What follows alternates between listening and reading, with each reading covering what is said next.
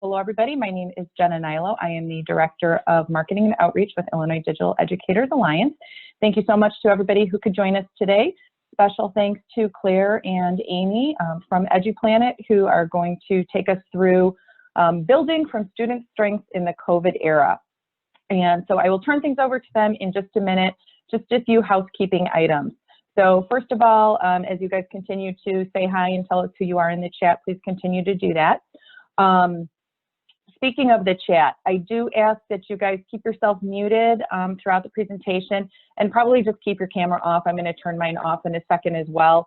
That way, when my dog starts barking or my kids decide to walk through that door right behind me, which inevitably happens, you won't enjoy seeing them and or listening to Gigi, even though she's really cute.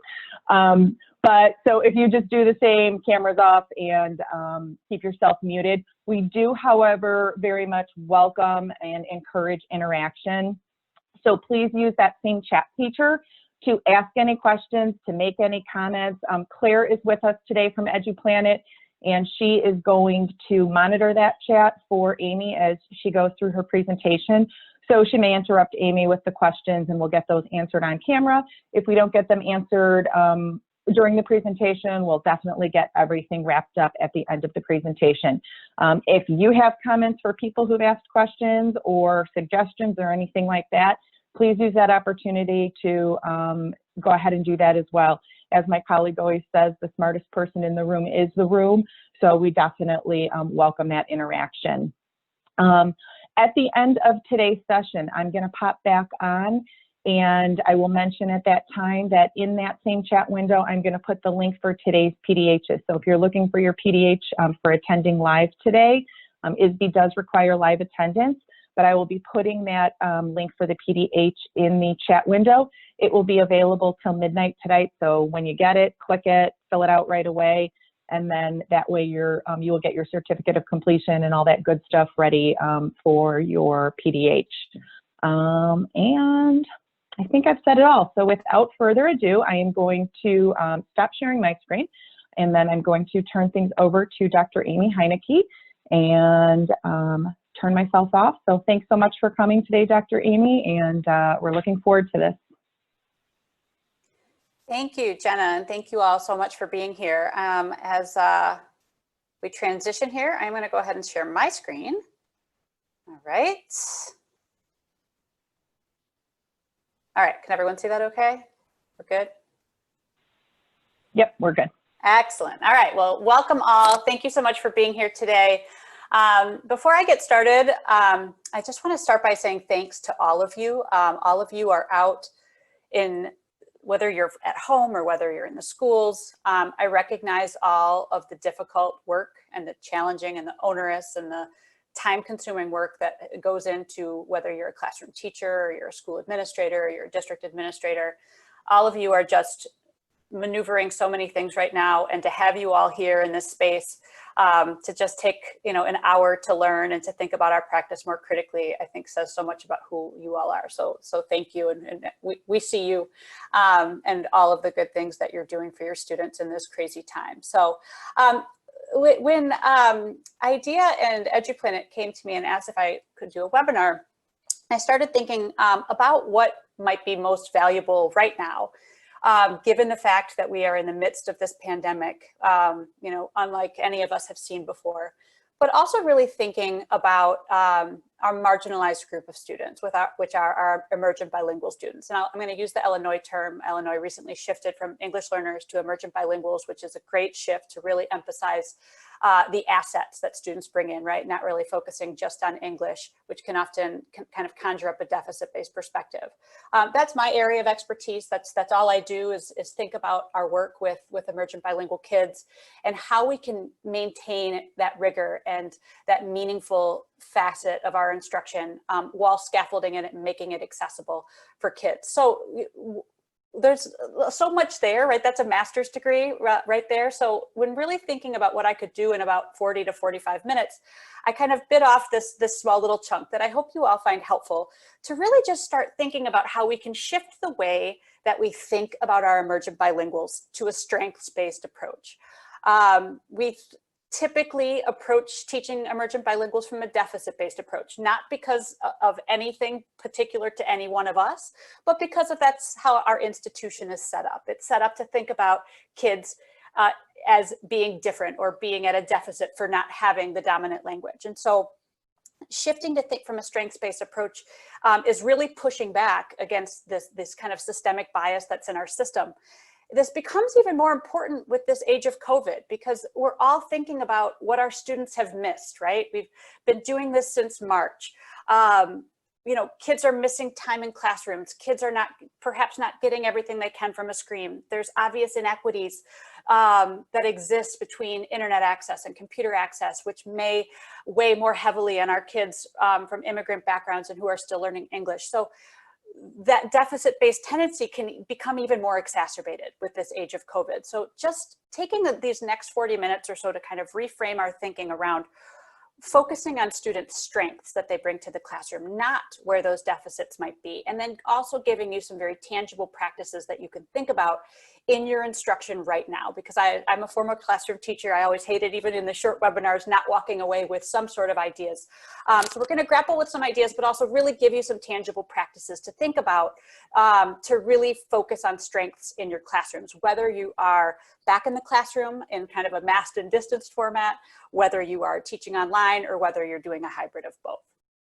So I wanted to start out with just a little kind of brainstorming. So I put this up here, you know, thinking about, let's say, well, what do you think your kids have been doing? The kids in your classroom, or the kids who you service in your district, for the last, you know, 5 or 6 months.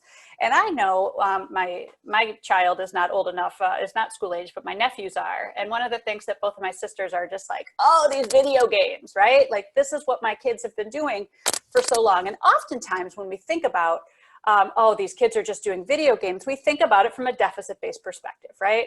Oh, the time that they're spending in front of a screen, or, oh, the time that they're not, you know, doing some of the things that are technically considered more aligned to school-based practice, like reading or writing or something like that.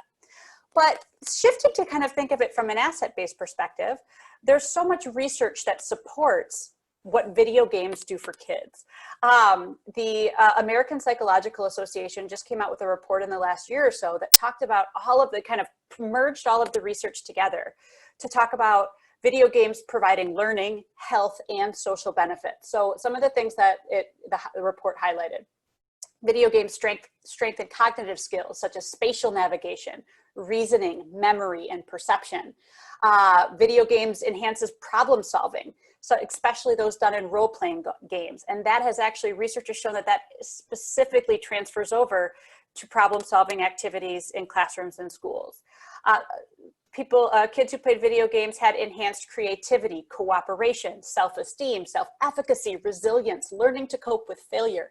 Multiplayer games provided these social communities where kids enhanced their communication. So the research has really shown that even though we might initially tend to think about it from a more deficit-based perspective, there's so many assets that come from it.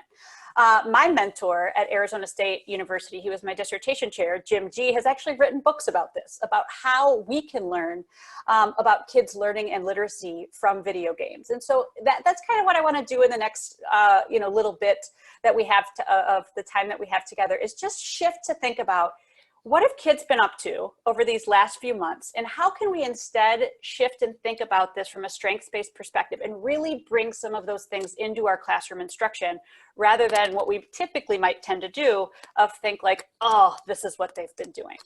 So again, Amy, can I? Yes. There was a question. It's Claire. Sorry, there was a question in the chat about the video games. Yes. Are there specific video games that are better than others? And does the same research apply to the ones with like the first person shooters, so where there's violence?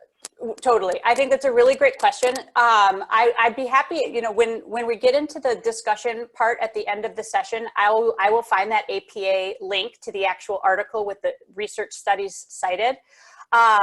I know from my reviewing of that article and from the work that my mentor at ASU did, the kind of role-playing games, I don't think the violence necessarily piece needs to get factored in there. But let me go back again. This isn't my area of research. It was just an example I wanted to give. I'll drop that link in so you can check out the research yourself, because I'm sure there's absolutely nuances there, that it's not just all video games. There's specific ones that do those specifics as far as strengthening cognitive skills, creativity, problem solving in a way that's developmentally appropriate for kids. And thank you. And please feel free to drop those questions in. Feel free, Claire, to jump in anytime. Very flexible. Want to make sure that we get those questions answered. So we're going to start little introduction. We're going to take some time to build some understandings about this. We're going to transfer that into some hard and fast practices that you can do in your classrooms, and then we'll wrap up and have some time for questions at the end. So I want you to just start with a little bit of self-reflection, and you don't have to share in the chat, just some questions to really get you just kind of started thinking about some of the things I've already discussed thus far about kind of the institutional tendencies that we tend to do, particularly about our emergent bilingual kids. So think about your discourse or ways that you and your colleagues might talk about emergent bilingual. So how do you speak about emergent bilingual? What are some of those terms or adjectives that might typify your discourse? Expectations. If you had to compare, or if you had to think about your expectations, whether just, you know, flat out or comparative with other students, what are your expectations for kids who are still learning English in your classroom, and how do they compare with those for other students? And then specific to practices, how do you engage with emergent bilinguals in your classroom, and how do you support their learning? So just take 30 seconds, 1 minute to think holistically about what you do, think, and say about your emergent bilinguals right now in your own practice.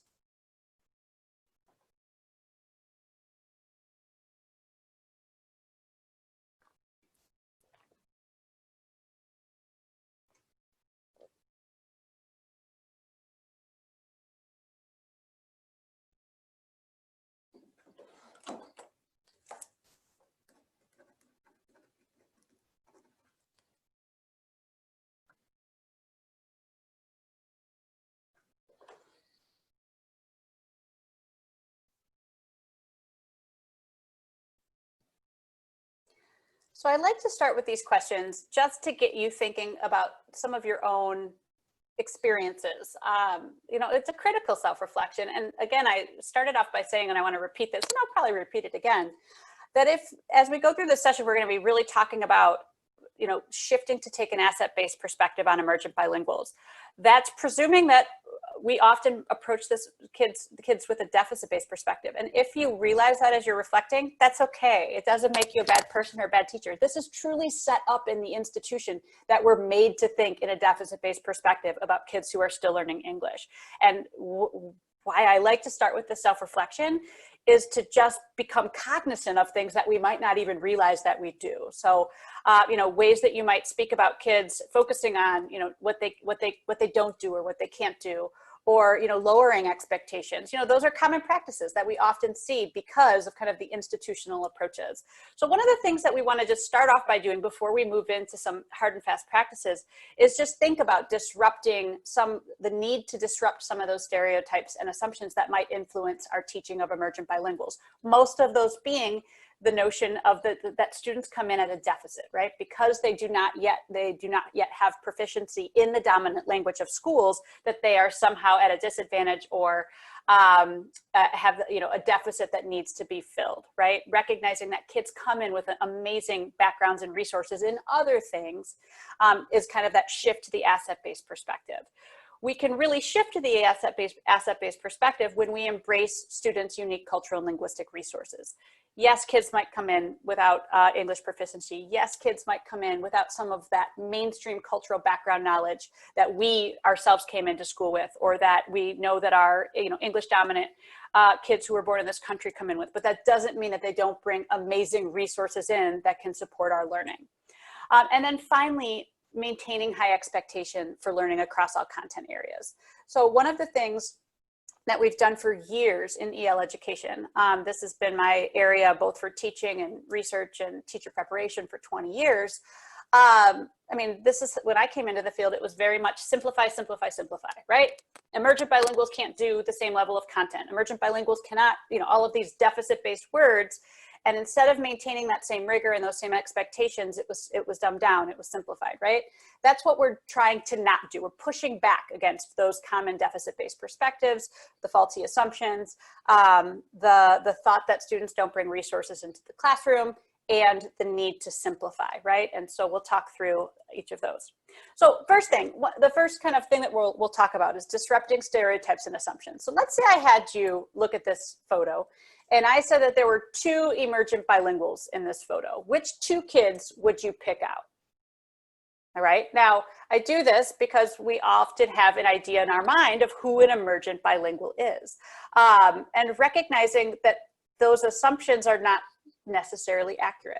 We've got kids from across racial and ethnic backgrounds. We've got kids who speak over 400 languages. There are all sorts of kids who come in as emergent bilinguals. And so disrupting some of those stereotypes of who is an emergent bilingual is a great place to start, as well as going above and beyond to what can they do in the classroom, what scaffolds and supports do they need. The second understanding was really about embracing students' resources. And I use this nice, stock photo of kids with backpacks on for a reason. You might have heard the metaphor before, kids come in with backpacks full of background knowledge, right? I had a colleague once back when I was still in Arizona who was trying to use that nice backpack metaphor and transitioned to me when we were, co-teaching and said, yeah, but oftentimes English learners come in with empty backpacks. That's not true. That's really bad, actually.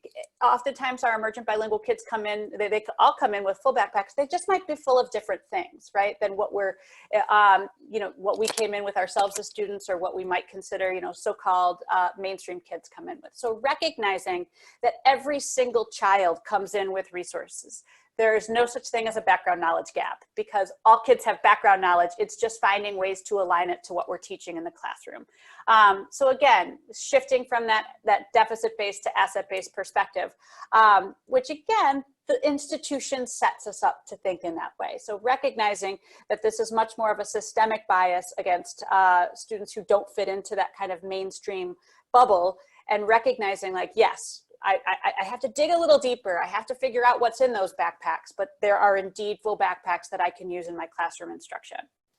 So along these lines, there's a great framework that I love to use when I explore this in more depth with teachers and teacher candidates, which is all about the different facets of background knowledge. So Socorro Herrera has amazing work. She's got a great book called Biography-Driven Culturally Responsive Teaching.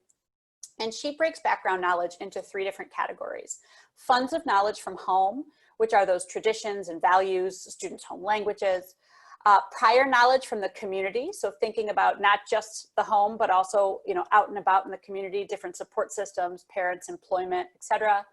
And then academic knowledge from school, whether that be content knowledge, literacy, school dynamics, etc. So I love this framework to think about background knowledge, because oftentimes when we hear background knowledge, I feel like we often default to academic knowledge, when in fact, there's so much richness from home and community that we need to probe.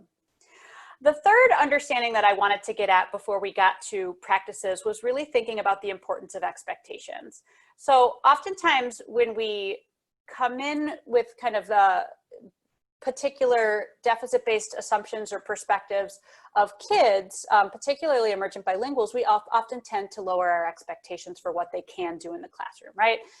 Oh, that kid only speaks Spanish at home, so they're not going to be able to do X, Y, or Z in my science classroom, or whatever the case might be. Again, this is also guided by institutional tendencies, right? For years in education, what we did with emergent bilinguals was simplify, simplify, simplify.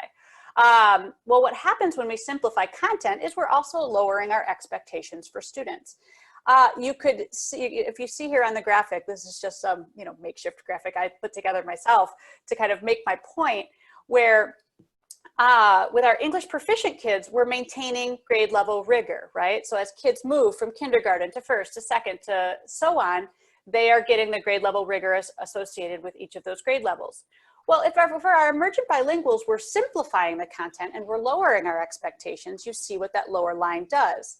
Well, that gap in between you could say is that achievement gap that we talk about, right? The so-called achievement gap isn't that our emergent bilinguals are less capable. It's that we're lowering our expectations when we simplify our content because we're assuming deficit, right? So it's this kind of, this mindset matters, right? That's why I thought it was important to take some time to talk about it before we went into practice. The mindsets of what we think our emergent bilinguals can do is so incredibly important because it's this cycle of mindset versus simplifying content versus lowering expectations versus what students actually end up achieving, right? So it's a key piece to really thinking about promoting equity for emergent bilinguals in classrooms. So embracing this strengths-based approach really matters and can really make a difference just by embracing that mindset and thinking of different ways it can come into your classroom, which is where we're headed next. So hopefully you'll get some just little snippets of ideas to dig into a little deeper in the context of your unique role and your unique context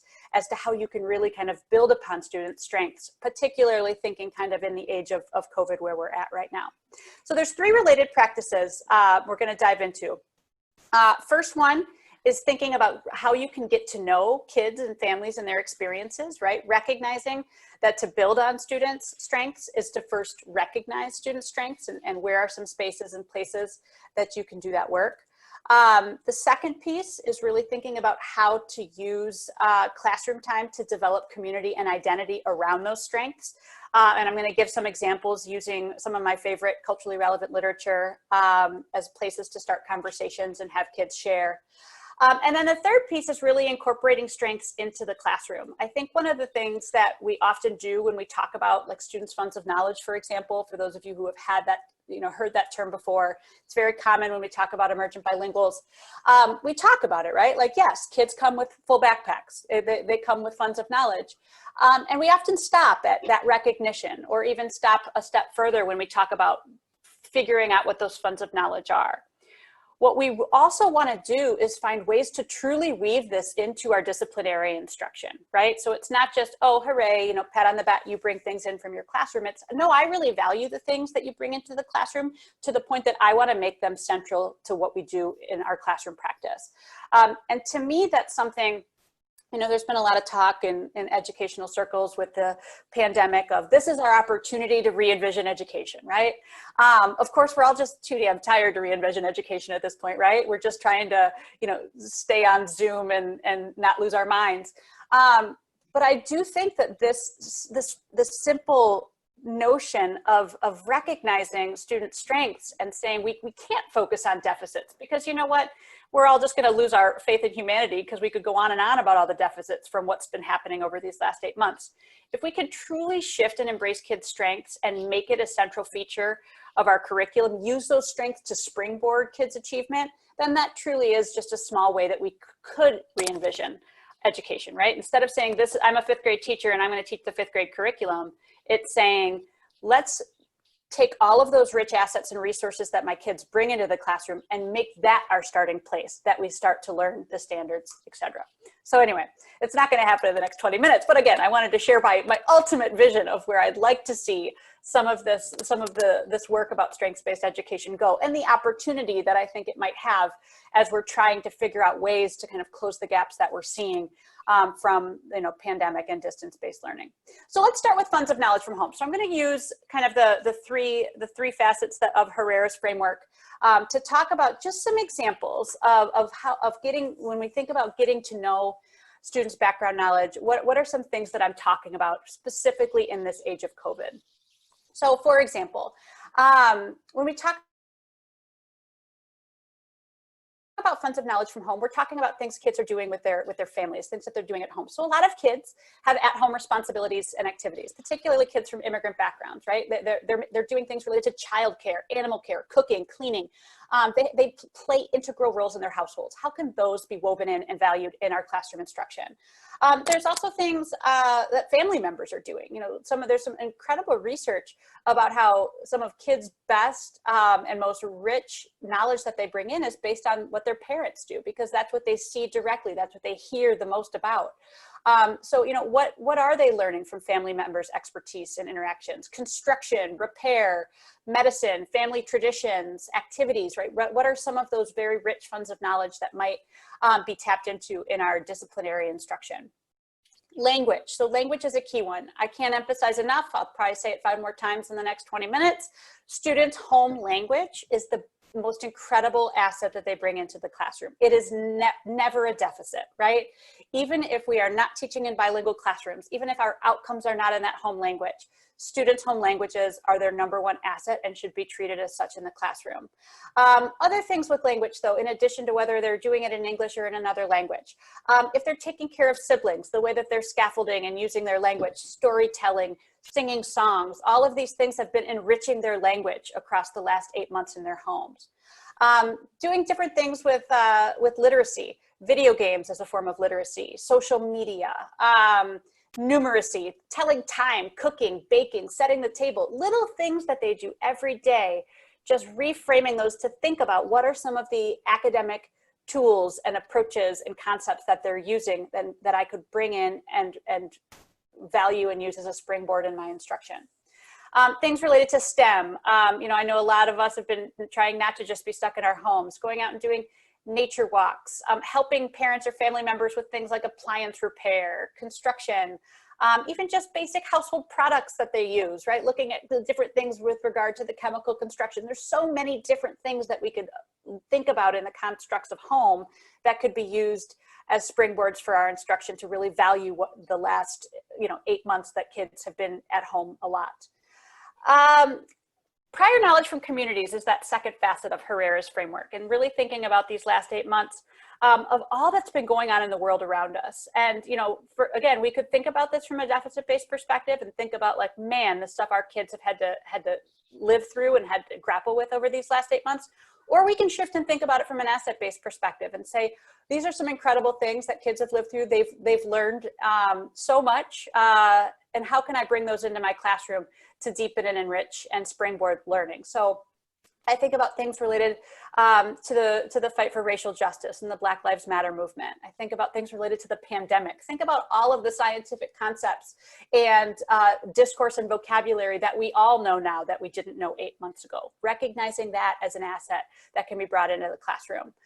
Politics, Lord knows that's what we're in the midst of right now, right? Recognizing that students are being, exposed to those debates and those discourses and things as well, and bringing that into the classroom and recognizing that as a resource, as an asset.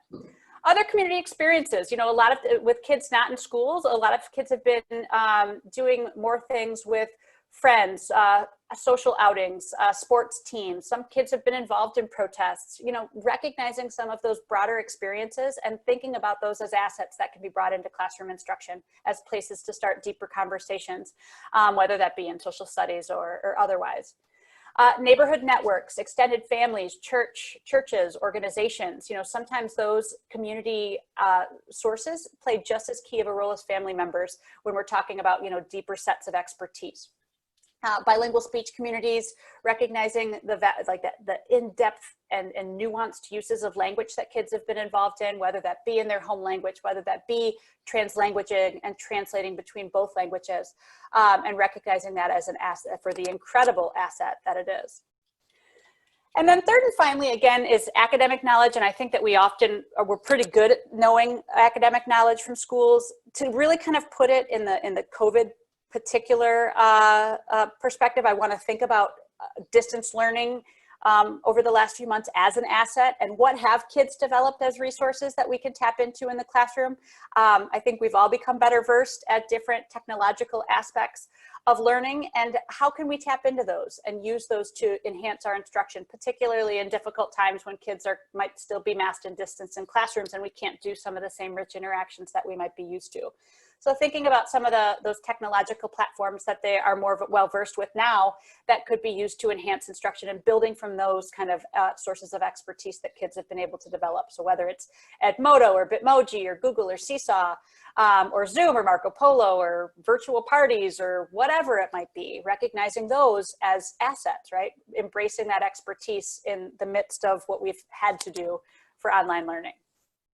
So those are just some examples, right? All of your kids are different, whether they vary by cultural background or whether they vary by, family structure, the community you live in, the age of the kid.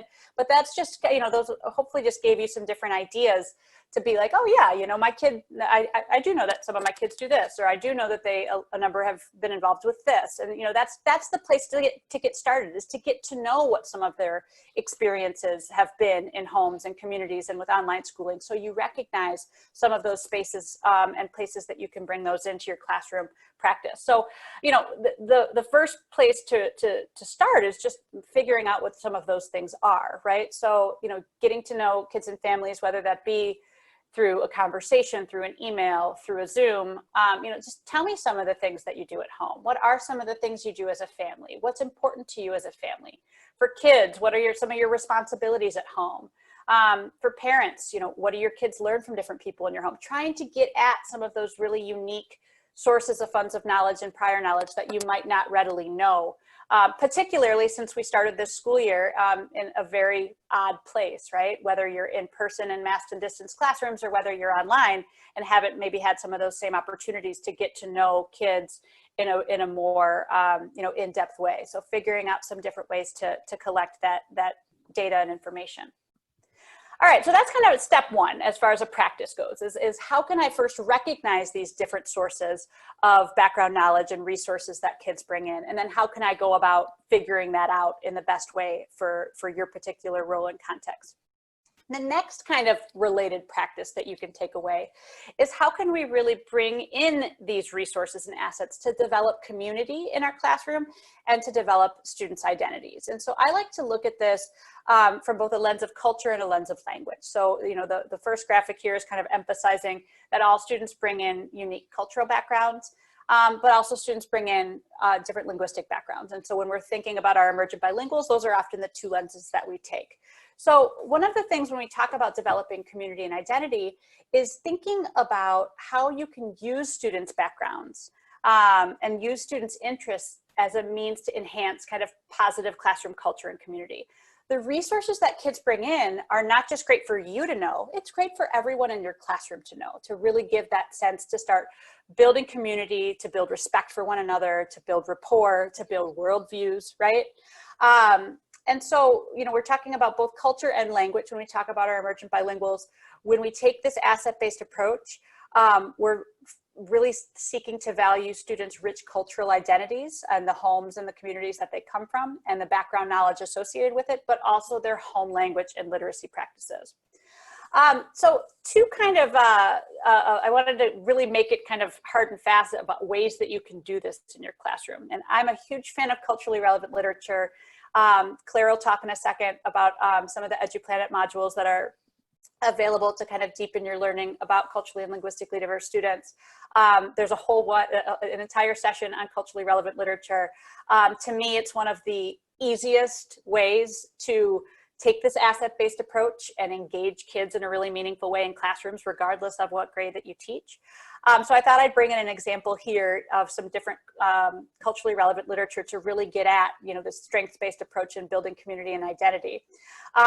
You know, when we talk about this from the lens of emergent bilinguals, we use two academic terms. We talk about enculturation and acculturation. So when we talk about enculturation, we're talking about students developing a really rich sense of identity in who they are personally.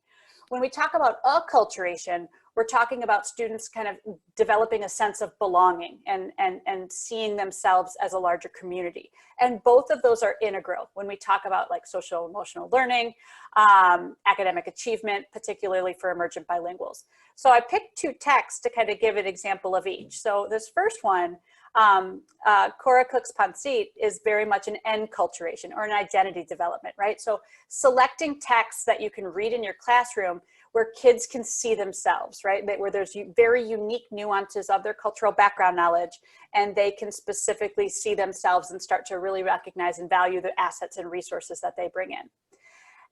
Everybody Cooks Rice is a great example, also kind of the cooking theme of acculturation, right? It's not necessarily honing in on one particular character, family, or cultural background, but it's saying we also have these very rich similarities across us, and we can find those commonalities as a place to build community. So, you know, selecting texts can kind of align with the two ways that we're looking to always value students' strengths, but do so in a way that builds their identity and builds their sense of belonging. Again, using literature to start conversations is one of my favorite things to do as an educator, and I did teach both elementary and high school and was able to do this frequently in both. And so those two examples, I also wanted to build with some more examples, particularly, we're still kind of early in the school year, right? It's October. We're about, 5 or 6 weeks into the school year. I love using literature to have kids get to know one another and have you to get to know them. So in addition to selecting texts that can serve as mirrors or, serve to kind of bring kids together and build community, just to get them started talking or writing or reflecting in some way about those strengths that they bring into the classroom, which gives you another place to kind of collect data so you know those strengths that kids bring in. One of my favorite new books, this just came out, I think about a year ago. Jackie Woodson is one of the best in the business of culturally relevant text. The Day You Begin. If you haven't read this book, please go on Amazon and buy it like today. This is the most incredible book.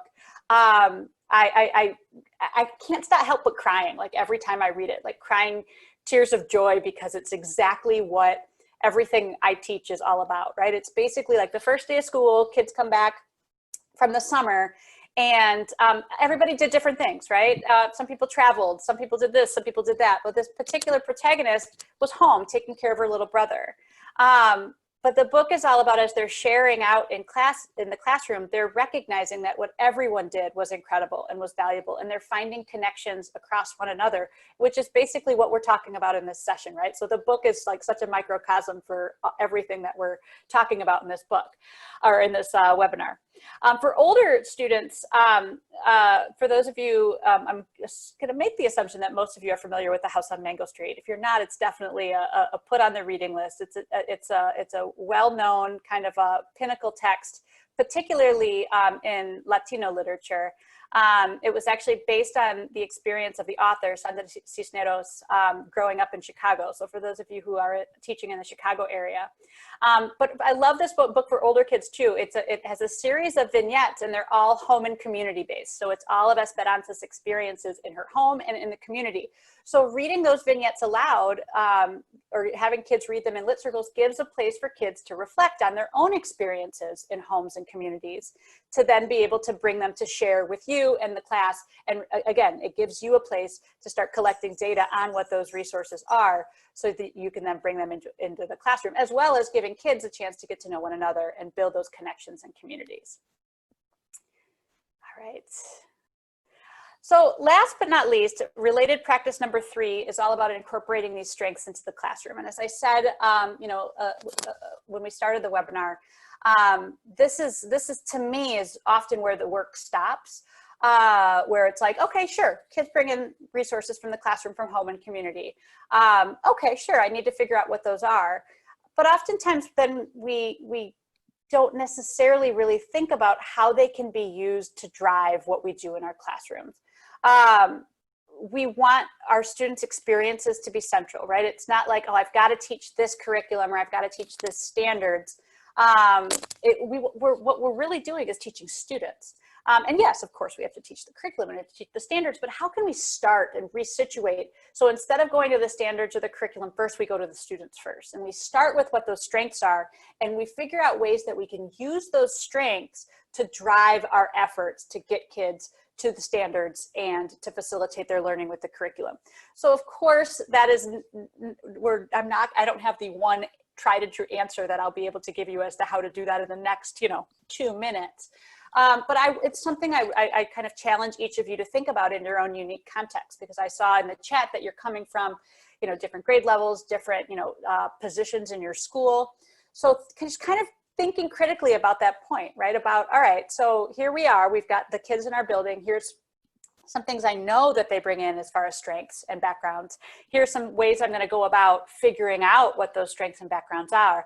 But then constantly kind of challenging yourself to think about, now how can I really infuse those in to what I do to really make sure that I'm valuing them as a resource and using them to springboard learning. So some things to think about with regard to that. Explicitly calling attention to the value of students' experiences. That sounds so simple and so straightforward, but it probably to me is one of most important things we can do, because the way our society is, because the way the institution of schools is, kids often feel that they're at a deficit when they enter schools. I've heard stories, even kids who are coming from that so-called mainstream, who are English dominant, who, have that privilege of having experiences in US schools, are feeling at a deficit because of having distance learning and the pandemic, and they have anxiety around it. By calling attention to it and telling kids that what they've done in the last 8 months is valuable, and showing them how it connects to the learning in the classroom, can just be such a simple step to raising kids' self-esteem and to decreasing their anxiety. I've been thinking a lot about kids' social and emotional learning right now. And so to me, that's one of the things that we all need to be focusing on. Providing students roles and practices that align with their home lives. Kids are taking active roles in their homes and families, so we can ask them to take active roles in our classrooms and in the learning experiences that we provide. Provoking aligned use of critical thinking, playing, creativity. So thinking about things that they're more well-versed in doing and trying to align to certain things that we do in our classrooms. Building curriculum around students' knowledge or interest, or at a minimum, taking the curriculum that we have and tweaking and changing to match students' knowledge and interests. Encouraging use of home language and background knowledge, and of course, incorporating technological tools where they have familiarity. All right, so that's not bad for timing. Since it's 4:43, we've got about 2 minutes to wrap up, and then I'm going to hand it over to Claire and then open it up for questions. So key points, things that we've talked over in the last 35, 40 minutes or so. First off, our educational system is very much set up in a way that makes us situate emergent bilinguals as deficient. And so we really just want to recognize this so we can resist it. And instead embrace the many resources for learning that kids do bring into the classroom. This pandemic really has the potential to exacerbate those deficit-based mindsets and low expectations. And we want to, again, resist that and focus on student strengths so we can really approach learning in a positive and constructive manner. And then once we shift those mindsets to focus on students' assets, we can really think through how we can approach this work in our own classrooms. So some next steps to kind of think about, how can you go about gathering some data on what your students' strengths and backgrounds are? How can you foster a safe and welcoming environment where kids can really embrace and share their strengths and backgrounds with one another? And how can you revisit your curriculum to really see where there might be places to bring in student strengths to really drive instruction and to become a really key part of what you do every day? This graphic to me is something I always like to come back to talk about why we do this. Emergent bilinguals are always a marginalized group in our school. We have to constantly be focusing on how we can promote equity and access for them in our disciplinary learning and the services that we provide. So to me, this graphic is helpful to think about, we're not aiming for equal treatment. Equal treatment would be everyone just gets whatever curriculum we give them. Equity is great. That's the second one, giving kids the scaffolds that they need to be able to learn. And some of that might be based on that cultural background knowledge. But really, the ultimate goal that we want to is just to remove the systemic barriers altogether. In this case, it's removing the curriculum that doesn't necessarily connect to students' background knowledge, and instead making their strengths and their background knowledge what drives the work that we do every day instead. So with that, I'm going to wrap up. Thank you all so much. I'm a professor at Loyola University Chicago. I have my contact info up here. If you have any follow-up questions that don't get answered in the next 10 or 15 minutes or so, never hesitate to reach out. So I'm going to hand it over to Claire. So Amy, we just got a great question. How do you go about doing some of the things you've suggested without singling out a student? Oh, it's a really great question. I think that number one, we don't just have one student, right? So if we sorry, I just had my child just came home. So yeah, so I mean, we don't have one student. We want to tap into all of our students' backgrounds. So I think just having that mentality of let's get to know what all students' backgrounds are is a great place to not kind of essentialize or single out one kid. I think there's also ways to go about collecting the data in a way that won't do that. Like one of the things that we don't want to do is to put kids on the spot to share if they don't feel comfortable sharing. Another thing, and you're right, Claire, that it's a really good question because it gets to a really important point. Another tendency that we might, that we often have is to essentialize by culture, right? So if we've got, you know, a group of Latinx kids in our building, or we've got a group of kids who are, you know, Vietnamese American, we might look to one kid to say, well, tell us what you do for this holiday, right? We never want to let one child be the spokesperson for a culture. We recognize that every culture and every label and anything is complex and nuanced, and we want kids to talk about their own experiences in a safe way without kind of extending beyond. So I hope that answers your question, but it's a really good one. That was the only question. We also had another recommendation of a book in the chat. So if folks didn't see it, My Name is Jorge on Both Sides of the River. So by one of my favorite. Yes, I use that book. I've bought hundreds of copies of this book for teachers with grant money and such, because it's my favorite book. I use this book not only with kids, but also with teachers and educators to really deconstruct some perceptions about emergent bilinguals and to kind of build some empathy and some perspectives of some of the things that kids go through. So great suggestion. Again, I have a whole module on culturally relevant texts. I'm also happy to send some of my favorite lists of different texts, because they really are just such a great window in. I'm also working on a book right now for Teachers College Press exactly on this topic, which is on using inclusive text in diverse classrooms to mediate students' learning. So that's one that should be out in the next year or so. Great. And someone else just suggested Esperanza Rising. Absolutely.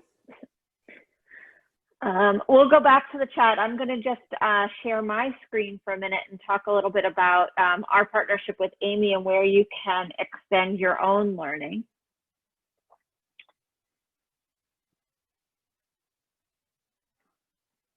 So just to give you a quick, 20-second overview of Eduplanet, we're a teaching and learning platform specifically for educators. So while there's lots of learning management systems out there like Canvas, Schoology, Google Classroom, and all of those are wonderful, they are often, focused primarily on students and student needs. We're really focused on the educators. So our platform really focuses on professional learning. It has modules on unit planning. We're coming out with a new lesson planner. And we also have something we call institutes, which we're lucky enough to work with great folks like Amy on different topics. And so if you're in a school or district and are a leader of the school or district and would want to have a group of teachers go through similar learning, you're able to actually subscribe to an institute and all go through that learning together in a cohort. And we also have them available in single titles in our marketplace. So this is a bit of a view into Amy's institute on teaching CLD students.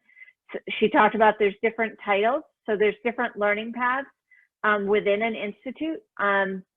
And the institutes have a variety of different ways to learn. So there's videos, there's discussions, there's other activities that you can be involved in. And so it's an interactive way to work with other teachers on a topic. In addition, there's also resources or discussions. So every once in a while, Amy will put out a new global discussion about, kind of what's going on, and to try to get involvement from folks who are taking the institute. And these discussions are open to any of our customers. So whether you are an individual that takes it through the marketplace or a school or district that subscribes to it for a group of teachers, you're able to access that. We also have something called resource libraries. So these are items that Amy has put together and that are great resources that support the content of the institute, but aren't necessarily part of one single learning path. So, and we continue to build those resources as well. Amy provides some new materials every once in a while that we'll keep adding. So whereas if you've taken an online course before, you might take it and you're finished and, you know, kind of put it aside. With an institute, we're going to be enhancing it over time, so there's reasons to come back to it. The way you can access this is, so if you go to our website, eduplanet21.com, and we're going to send you this information. If you're interested as a school or district, you would request a demo or contact us, and we'll be happy to take you through what that process is. But if you're an individual, what you want to do is click on the marketplace up here. And then when you go to the marketplace, go to Amy's logo, and that'll take you to her storefront. What I'm showing you right now is the full institute, so you can buy all of those titles together in one institute. If there's just one title that you're interested in, you also could purchase that singular title. So all of those are great ways for you to learn. Amy has some other content on here as well that you can access. And when Jenna sends out the email tomorrow, she'll also include a link to some information on this on our website, as well as a $10 coupon off any of the marketplace Amy's marketplace titles, if you're interested in one of those. So there's great content out there. I'm sure that you all learned a lot today. I can tell you, I've been working with Amy on this content, and I learn from her every time I'm on a call or on a webinar or working on the content in her institute. So I would really encourage you, if you're interested in this topic, to take a look at those institutes. And Amy, I think in the meantime, there's another question. Do you know where I can find good books of cultural authentic book suggestions, not just books in English that have been translated? Yeah, absolutely. I'd be happy to send you for one of the learning paths with Eduplanet. That's all on culturally relevant literature. I put together a great hot list of different titles. I'd be happy to send. Yeah, I mean, there's great. Twitter is my favorite. There's great ways to keep up on Twitter. Publishers, Lee and Low publishers, all culturally relevant texts. Including like leveled readers, which is often kind of hard to come by. There's diverse like movements, like We Need Diverse Books. There are awards like the Americas or the Pura del Pre Award. So to me, that Twitter is kind of how I keep up to date on everything. And so following some of those like awards, publishers, things like that is a great way to stay up to date. But I'd be happy to send you the website, my own website library that I keep up, as well as some of the other lists, because yes, it's key, right? You know, Harry Potter translated into, 10 languages only goes so far. What we really want are kids to be able to see themselves in text and to really use those strengths that they bring from homes and classrooms as resources to comprehend and to engage and all of those things. So it's a wonderful question. I'd be happy to share my list with you. And I see another question here about monolingual teachers. Yes, so hands down, if you are a monolingual teacher, you 100% can do the strengths-based approach with emergent bilinguals from a language perspective. I think the first and foremost thing is recognizing that students' home languages are the #1 resources that they bring to the classroom, and they are 100% an asset and not a deficit. There's some great work out there right now. If you're not familiar with the term translanguaging, Google it and look into it. There's some awesome stuff out there. Kate Seltzer and I think it's Celia Selick out of City University of New York have some great online free resources. I'd be happy to include that in some of the follow-up materials on translanguaging, all very classroom strategy, friendly, like things that you can do in the classroom tomorrow. And again, it doesn't take you knowing the kids' other languages. It just takes you recognizing it's a resource and finding different resources like cognates, just letting kids brainstorm, letting kids write, like just recognizing that it can be such a solid foundation and bridge to English, even if you can't understand it, right? So it's a wonderful question, and one that definitely has lots of resources to be able to dive in to learn more on to how it can be done.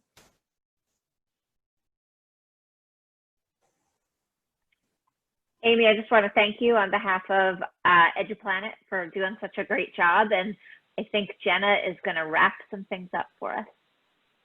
I am. So yes, number one, to both of you, Amy and Claire, thank you so much. Thanks Eduplanet for bringing Amy to us today for this awesome webinar that was very enlightening. So some great resources. Amy, if you want to email either Claire those additional resources that you mentioned, and then she could forward that to me so I can get that in tomorrow's email, that would be great. I know you probably saw everybody in the chat window. A few people asked, but I forgot to mention in the beginning that I was recording the session. So I am going to go ahead and post the session to our YouTube page and to our website and get that up for everybody. I'll send you all an email directly though with that link. Also, the chat file will be included, as well as the resources that Amy talked about and the slide deck with that coupon that Claire talked about. So that will all be available to you guys tomorrow morning via email. I just put in the chat, you can go ahead and obtain your 1 PDH for attendance today. So the link is there in the chat. As I said earlier, it's going to be available to midnight. So go ahead, click on it now and get that taken care of. You'll also find a link there for the page on our website where we do post our Wednesday webinars.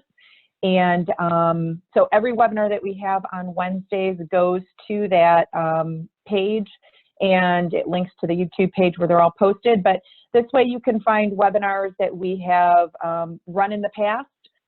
So if you're looking for any great resources, then you will be able to find those there. Otherwise, this one will be there as well, and you can share with any colleagues.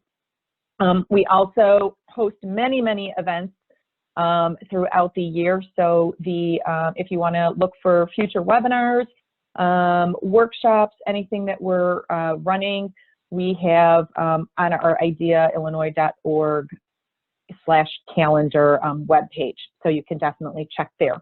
On the screen I just put up, we just released some new professional development opportunities, some workshops that we hold workshops for individuals all the time, but we also just released a catalog full of workshops that we can bring to your schools. So if you are looking for professional development, we can do it in person, we can do it online. So please definitely go to our website.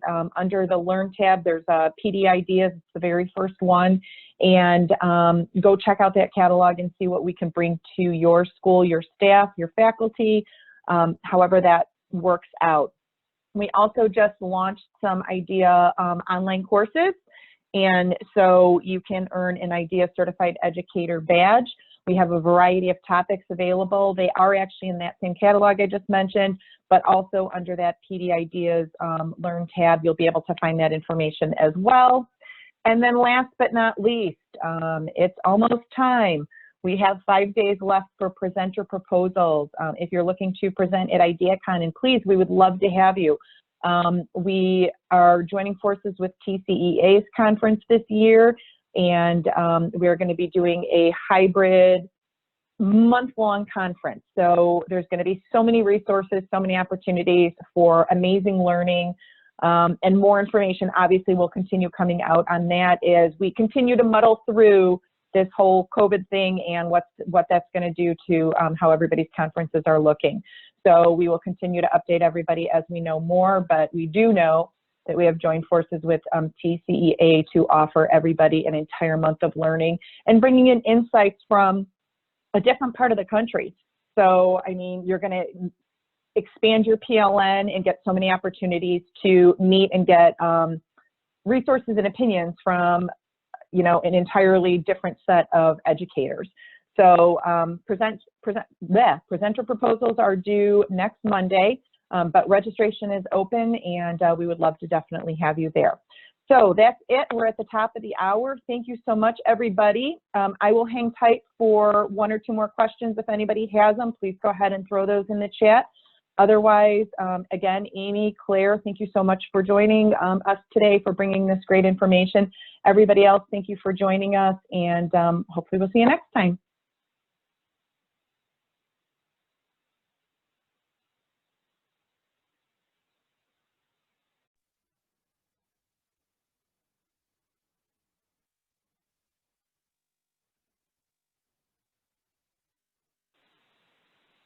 I think you guys are good.